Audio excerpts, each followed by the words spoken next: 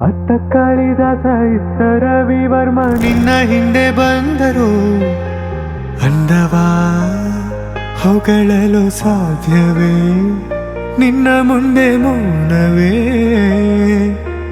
ಅತ್ತ ಊರ್ವಶಿಯು ಇತ್ತ ಮೇನಕೆಯು ನಿನ್ನ ನಡೆ ಕಂಡರೆ ನಡುವೆ ಹುಳುಕುತ್ತೆ ಅಲ್ಲವೇ, ನಿನ್ನ ಬಿಟ್ಟರಿಲ್ಲವೇ. ಅಲ್ಲೊಂದು ರಾಜರ ಬೀದಿದೆ, ನೀನು ಅಲ್ಲಿಂದ ತೇರಲ್ಲಿ ಏರಿ ಬಂದೆ.